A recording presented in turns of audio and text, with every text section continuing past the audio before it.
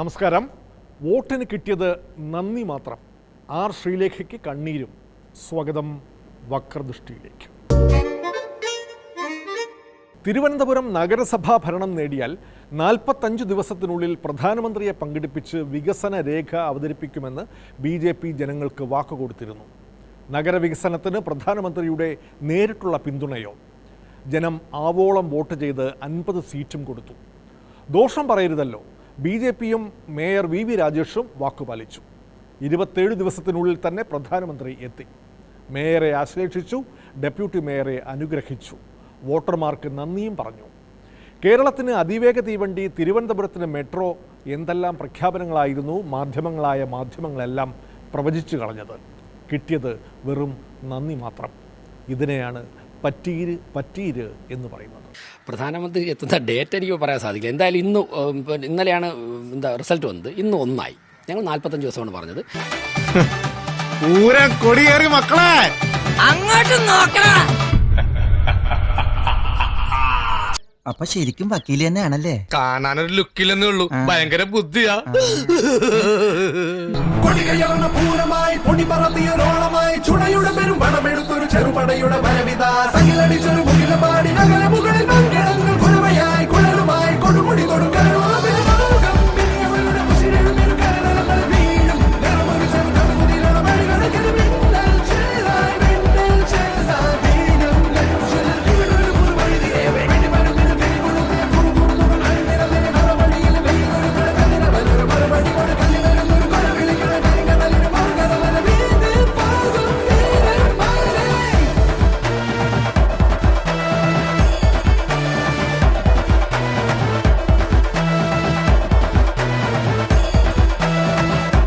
വമ്പൻ പ്രഖ്യാപനങ്ങൾക്ക് കാതോർത്ത് കേരളം. ഇനി കിട്ടാതിരിക്കോടാ, എന്റെ തലേ കിട്ടും. എനിക്കങ്ങോട്ടും. तिरुवनंतपुरम में बीजेपी की जीत साधारण नहीं है, ये ऐतिहासिक है. तिरुवनंतपुरम नगर निगम में आपने बीजेपी को सेवा करने का अवसर दिया. मैं बीजेपी पर भरोसा जताने के लिए यहां के हर मतदाता का, एवरी वोटर का अभिनंदन करता हूं. नन्हे തിരുവനന്തപുരം ആളെ മാറ്റി കഷ്ടപ്പെട്ടത് വെറുതെ ആയി. നന്ദി തിരുവനന്തപുരം. നന്ദി മാത്രമല്ലേ, മാറാത്തതിനി മാറും. तिरुवनंतपुरम पूरे देश के लिए एक मॉडल सिटी बनेगा. I extend my full support. ഞങ്ങളെല്ലാം കൂടെ ഉണ്ട്, ഫുൾ സപ്പോർട്ട്. ധൈര്യമായിട്ട് പിടിക്കാത്ത പ്രധാനമന്ത്രിയുടെ ഈ അനുമോദനമെല്ലാം ഏറ്റുവാങ്ങേണ്ടിയിരുന്നത് താനായിരുന്നല്ലോ എന്നായിരിക്കാം ആർ ശ്രീലേഖ മേഡത്തിന് തോന്നിയത്. പ്രധാനമന്ത്രിയുടെ ഒരു നോട്ടമെങ്കിലും കിട്ടുമെന്ന് കരുതി വേദിയിൽ കയറി. പക്ഷേ ആരും ക്ഷണിച്ചില്ല, വിളിക്കാത്ത ഇടത്ത് ഉണ്ണാനും പോയില്ല. രാഷ്ട്രീയം ഇങ്ങനെയാണ് മാഡം. ഇടിച്ചിടിച്ച് നിൽക്കണം. അല്ലെങ്കിൽ BJP സംസ്ഥാന വൈസ് പ്രസിഡന്റ് കൂടിയായ കൗൺസിലറെ ആരെങ്കിലും മുൻകൈയെടുത്ത് പ്രധാനമന്ത്രിയുടെ അടുത്തെത്തിക്കണം. അധികാര രാഷ്ട്രീയം ഒരു താങ്ക്ലെസ് ജോബാണ്. MLAയുടെ ഓഫീസ് ഒഴിപ്പിക്കുന്നതും MLAയുടെ ബോർഡിന് മുകളിൽ നെയിം ബോർഡ് സ്ഥാപിക്കുന്നതും പോലെ ഈസി ജോബല്ലിത്.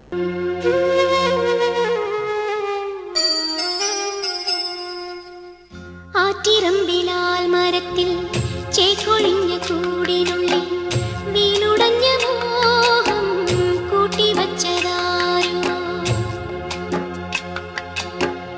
മോഹമുള്ളു കൊണ്ടു നെഞ്ചിൽ ഏറ്റമുറിപ്പാടിനുള്ളിൽ നൊമ്പരങ്ങൾ മാത്രം നീക്കിവച്ചതാരോ.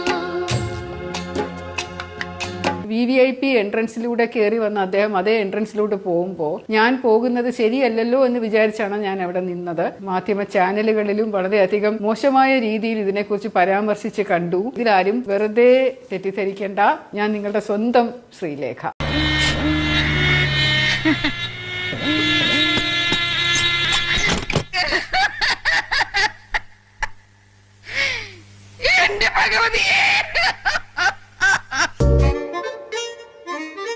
NSS SNDP ഐക്യം കാലഘട്ടത്തിൻ്റെ അനിവാര്യത എന്നൊരു സന്ദേശം പെരുന്നയിൽ നിന്ന് പുറപ്പെട്ടതേയുള്ളൂ.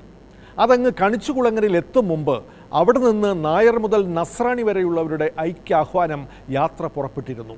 വഴിയിൽ 2 പ്രഖ്യാപനങ്ങളും തമ്മിൽ ലയിച്ച് പൊതുശത്രുവിന് നേർക്ക് തൊടുത്ത വജ്രായുധമായി മാറി. സാമുദായിക രാഷ്ട്രീയത്തിന് എപ്പോഴും ഒരു ശത്രു വേണം. ഒരു കാലത്ത് അത് VS അച്യുതാനന്ദനായിരുന്നു, പിന്നീട് പിണറായിയായി. വെള്ളാപ്പള്ളി ഹെലികോപ്റ്ററിൽ പറന്ന് NDAക്ക് വോട്ട് പിടിച്ചുവെങ്കിലും പിണറായി ജയിച്ചു. കഴിഞ്ഞ തെരഞ്ഞെടുപ്പിൽ വോട്ട് ചെയ്തിറങ്ങി ഭരണമാറ്റം G. സുകുമാരൻ നായർ പ്രവചിച്ചുവെങ്കിലും LDF ഭരണ തുടർച്ച നേടി. ഇപ്പോൾ പൊതുശത്രു VD സതീശനാണ്. നമ്മൾ ഈ നായന്മാരെ ഒരു പരസ്പര ധാരണയും സ്നേഹമൊന്നും ഇല്ലാത്തവന്മാരാണ്. നാട്ടിലൊരു സംസാരമുണ്ട്, അത് നമുക്ക് മാറ്റിയെടുക്കണം. നടന്നാട്ടെ.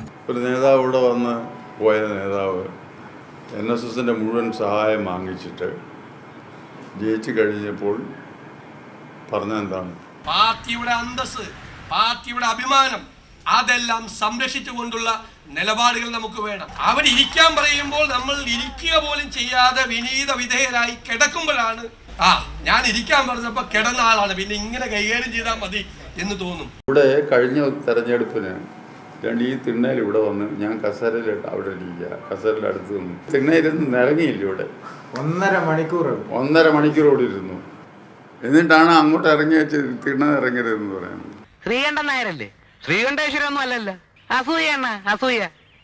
ഞാനൊരു നായരായി പോയില്ലേ? ഒരു നായർക്ക് വേറൊരു നായർ നന്നാവുന്ന കണ്ടാ സഹിക്കോ? അത്രയൊക്കെയുള്ള എന്നാ കാര്യം അസൂയ കൂട്ടം. കേരളത്തിലെ ഒരു സമുദായ നേതാക്കന്മാരുടെയും മുമ്പിൽ നിങ്ങളുടെ MLA മുട്ടുമടക്കില്ല എന്ന് കൂടി ഞാൻ അങ്ങനെയൊന്നും പറഞ്ഞിട്ടില്ല. എന്റെ ഭയ ഞാനൊന്നും പറഞ്ഞിട്ടില്ല. മുതലാളി ഒരു പ്രാവശ്യം പറഞ്ഞിട്ടുണ്ട് ബോട്ടിൽ വെച്ചേ. മുതലാളി മറന്നുപോയതാ. നീ പറയും. ഞാൻ പെരുന്നയിൽ പല പ്രാവശ്യം പോയിട്ടുണ്ട്. പ്രതിപക്ഷ നേതാവായതിനു ശേഷം പോയിട്ടുണ്ട്. അവിടെ ഞാൻ പോയിട്ടുണ്ട്, പെരുന്നയിൽ പോയിട്ടുണ്ട്. അദ്ദേഹത്തെ ഞാൻ കണ്ടിട്ടുണ്ട്. സമുദായ സംഘടനകൾ തിണ്ണ കയറി നിരങ്ങരുതെന്ന്. എന്നിട്ടത് ഈ അടുത്ത ദിവസം എന്തെന്നാ ചെയ്തു? ഈ വലിയ തത്വം പറയുന്നവർ കനാനായ സഭയുടെ തിരുമേനിയും ആരെ കാണാൻ സിനഡ് കൂടിക്കൊണ്ടിരുന്നപ്പോൾ അവിടെ ചെന്ന് കാലേ വീണ്ടു. ഞാൻ കണ്ടിട്ടുണ്ട്. ഞാൻ എല്ലാ സമുദായ നേതാക്കന്മാരെയും കാണുന്ന ആളാണ്, എല്ലാവരെയും കാണുന്ന ആളാണ്.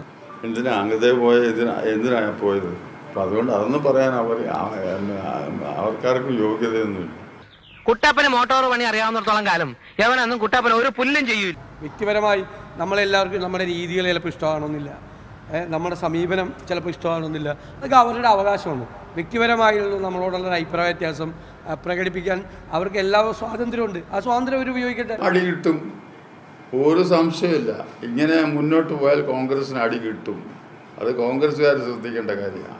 അയ്യോ വിശ്വാമിത്ര ശവിക്കല്ലേ, ഞങ്ങളുടെ ഭാവി ജീവിതം വാടി കരിഞ്ഞു പോകും. അവർക്കെതിരായിട്ടൊന്നും ഞാൻ സംസാരിച്ചിട്ടില്ലല്ലോ. ഞാൻ ആകെ വർഗീയത പറയരുതെന്ന് മാത്രം പറഞ്ഞു. കോൺഗ്രസിനകത്ത് ഇപ്പോഴും ഭിന്നതയാണ്. അതിന്റെ ക്ഷീണം അവരനുഭവിച്ചോളും. താൻ വലിയ വർത്തമാനമൊന്നും പറയണ്ട. ഈ രാജ്യത്ത് എന്തെങ്കിലും പ്രശ്നം ഉണ്ടായത് ഞങ്ങൾ തീർത്തോളാം. വിദേശ ശക്തി ഇടപെടേണ്ട കാര്യമില്ല. 2011 മന്ത്രിസ്ഥാനം നിഷേധിക്കപ്പെട്ടതിൽ NSS നേതൃത്വത്തിൻ്റെ പങ്ക് സതീശനറിയാം. അതിൻ്റെ ചൊരുക്ക് ഇല്ലാതിരിക്കുമോ? സാമുദായിക നേതൃത്വത്തിനെതിരെ പറവൂരിൽ പ്രസംഗിക്കുന്ന സതീശൻ പെരുന്നയിൽ വന്ന് തിണ്ണ നിരങ്ങും എന്ന് പറഞ്ഞ G. സുകുമാരൻ നായർക്ക് മാത്രമല്ല സതീശനോടുള്ള എതിർപ്പ്. സത്യത്തിൽ കോൺഗ്രസ് രാഷ്ട്രീയം VD സതീശന് ചുറ്റും ഭ്രമണം ചെയ്യുന്നതിനാലാണ് വെള്ളാപ്പള്ളിയുടെയും ആക്രമണം. ഐക്യത്തിൻ്റെ ലക്ഷ്യം സതീശനാണെന്ന് ചുരുക്കം. സതീശൻ ഞാനതിനെപ്പറ്റി പറയുന്നില്ല, അപ്രസക്തൻ. പ്രഭാകരേട്ടന് വീട്ടിൽ വിലയില്ലെങ്കിലും നാട്ടിൽ പുല്ല് വിലയാ. ഈഴവനെ തകർക്കുക, അതിനെ തളർത്തുക. ഈ മാന്യൻ്റെ ഉപ്പാപ്പം വിചാരിച്ചാലും SNDP യോഗത്തെ തകർക്കാനും തളർത്താനും ഇതിനു മുമ്പും പലരും വന്നിട്ടുണ്ട്. ഒന്നും സംഭവിച്ചിട്ടില്ല. കാലത്തെ ആരാധ എന്നോട് പറഞ്ഞു മുത്തുപട്ടർ ദേവേന്ദ്രന്റെ അച്ഛൻ. അപ്പോൾ SNDP ജനറൽ സെക്രട്ടറിയോട് കുറിച്ചല്ല ഞാൻ തിരുവനന്തപുരത്ത് പ്രസംഗിച്ചത്. ഞാൻ തിരുവനന്തപുരത്ത് പിണറായി വിജയനെതിരായിട്ടാണ്, മുഖ്യമന്ത്രിക്കെതിരായിട്ടാണ് സംസാരിച്ചത്. എല്ലാവരോടും കൂടി പറയാണ്, ഈ വന്നത് എൻ്റെ ഒരു സുഹൃത്താണ്, പറഞ്ഞേക്കാം.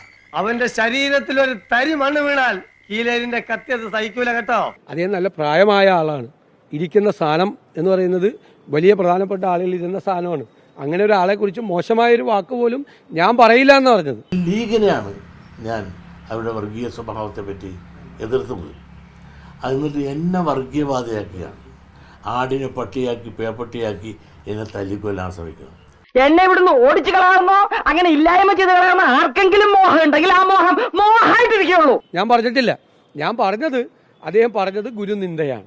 ആന്റണി പറയട്ടെ ഞാൻ വർഗീയവാദിയാണെന്ന്, രമേശ് ചെന്നിത്തല പറയട്ടെ, അവരെല്ലാം എത്രയോ സീനിയറായി, ഇളയാക്ക എത്രയോ സീനിയറായ ആളുകളാണ്. അവർ പറയട്ടെ ഞാൻ വർഗീയവാദിയാണെന്ന്. പക്ഷേ ഇന്നലെ ഉദിച്ചൊരു തകര.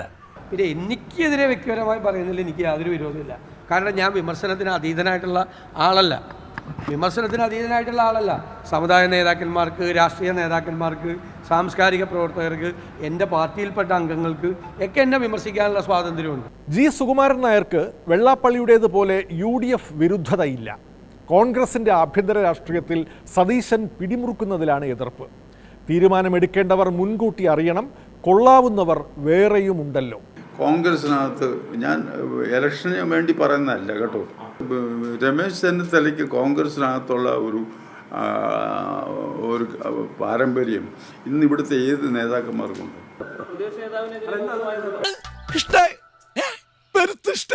അവരൊക്കെ വളർത്തിക്കൊണ്ട് വന്ന കോൺഗ്രസ്സുകാർ വരെ അവരെ തള്ളി പറയാൻ തുടങ്ങി ഇരിക്കുകയല്ലേ ഇവിടെ.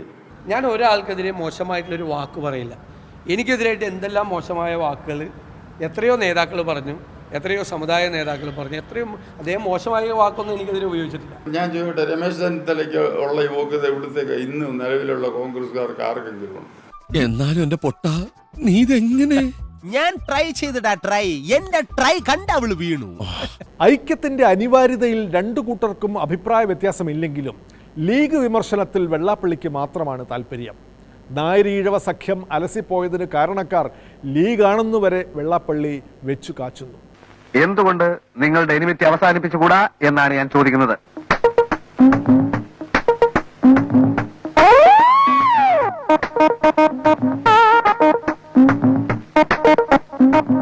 ഈ കാലഘട്ടത്തിൻ്റെ ആവശ്യമാണത് എന്ന് മനസ്സിലാക്കണം.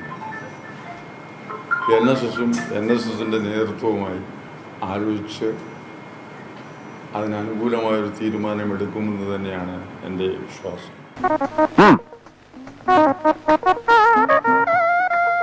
ഞങ്ങൾ ഒന്നാണ്.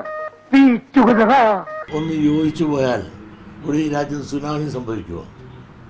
എന്താണ് ബാക്കിയെല്ലാവരും യോജിച്ചെങ്കിൽ ഞങ്ങൾ ഒന്ന് യോജിക്കുന്നതിൽ നിങ്ങൾക്ക് എന്താണ് വിഷമം?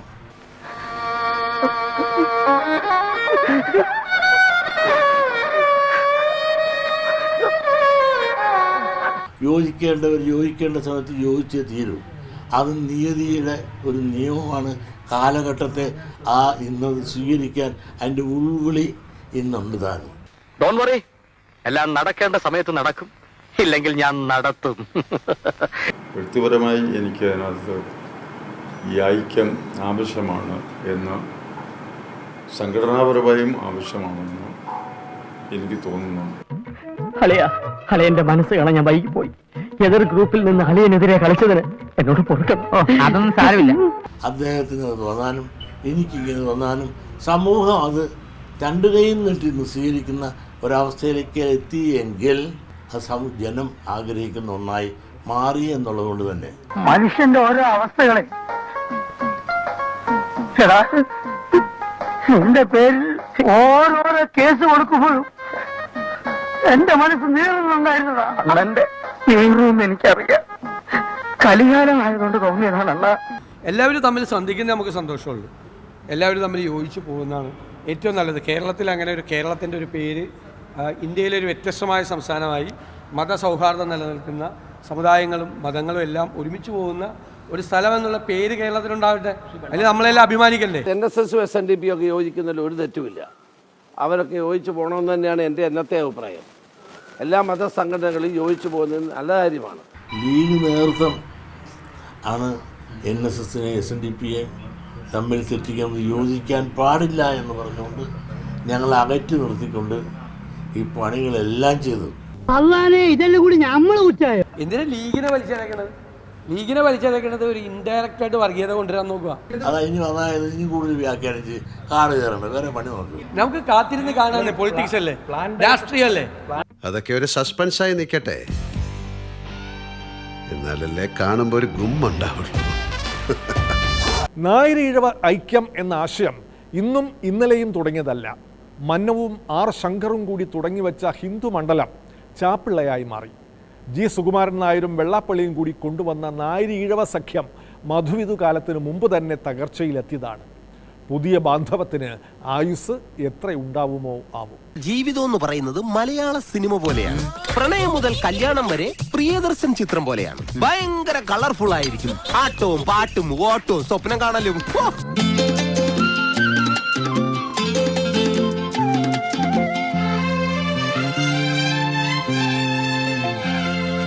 ദൂരക്കിഴക്കുതിക്കും മാണിക്ക ചെമ്പഴുക്ക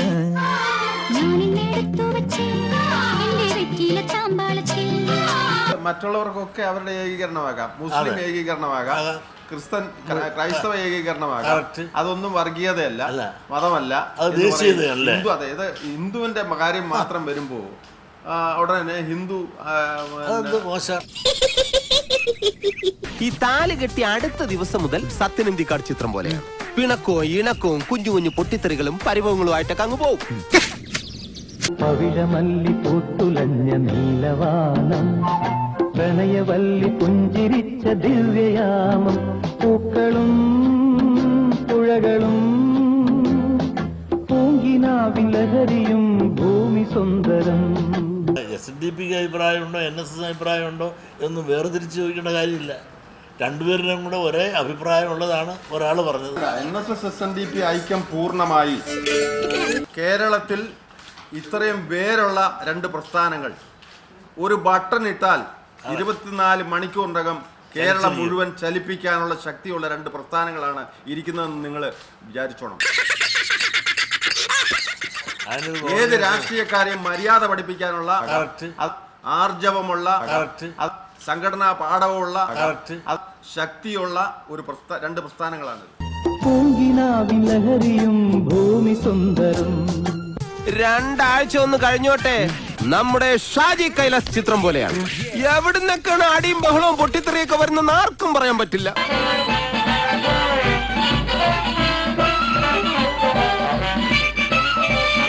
അപ്പ കാണുന്നവനെ അപ്പ എന്ന് വിളിച്ച് സ്വഭാവം നമുക്കില്ല.